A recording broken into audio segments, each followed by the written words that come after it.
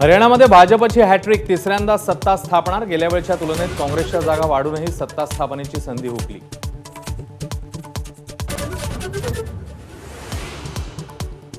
जम्मू काश्मीरमध्ये national conference आणि काँग्रेसचं सरकार येणार, पण काँग्रेसच्या जागा घसरल्या। भाजपला जम्मूमध्ये मोठं यश, पीडीपीचं पानिपत। हरियाणामधल्या विजयाचा भाजपकडून दिल्लीमध्ये जल्लोष, मुख्यालयामध्ये पंतप्रधान मोदी कार्यकर्त्यांना करणार संबोधित।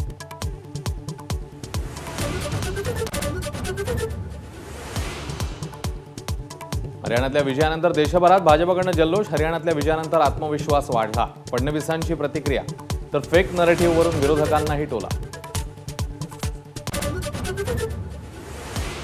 हरियाणा आणि जम्मू काश्मीरमधल्या निकालानंतर भाजपची महत्त्वाची बैठक, पुढील रणनीती आखण्यासाठी भाजपचे अध्यक्ष जे.पी. नड्डा यांनी तातडीची बैठक बोलावल्याची माहिती। भाजपशी थेट सामना होतो तिथे काँग्रेस कमकुवत पडते। ठाकरे गटाच्या खासदार प्रियंका चतुर्वेदींचा निकालानंतर काँग्रेसला टोला, रणनीती तपासण्याचाही सल्ला। महाराष्ट्र विधानसभेकरता भाजपची उमेदवार निवडीची प्रक्रिया अंतिम टप्प्यात। फडणवीसांच्या बंगल्यावर प्रभारींसह ज्येष्ठ नेत्यांची बैठक।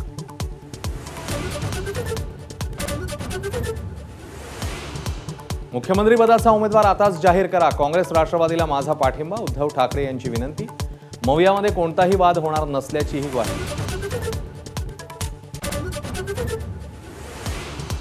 अजित पवार बारामतीमधूनच लढणार, राष्ट्रवादी खासदार प्रफुल्ल पटेल यांची घोषणा। तर अजित पवारांनी बारामतीमधूनच लढावं म्हणून बारामतीकर आक्रमक। रामराजे निंबाळकर जाणार शरद पवारांसोबत, 14 ऑक्टोबरला फलटणमध्ये पक्षप्रवेश। तर अजित पवार प्रफुल्ल पटेल मन वळवण्यासाठी रामराजेंशी उद्या करणार चर्चा।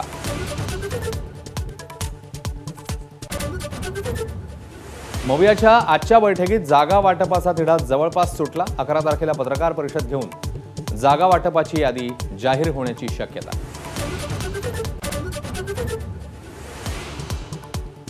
आरक्षणावरून धनगरांचं पुन्हा आंदोलन, प्रकाश शेंडेंच्या समर्थकांच्या मंत्रालयातल्या जाळ्यांवर उड्या। तर काही धनगर कार्यकर्ते मुख्यमंत्र्यांच्या वर्षा निवासस्थानाबाहेर। शरद पवार आणि सुप्रिया सुळेंकडून पुण्यातल्या बोबदेव घाटाची पाहणी, गेल्या आठवड्यात 2 तरुणींवर सामूहिक अत्याचाराच्या घटना।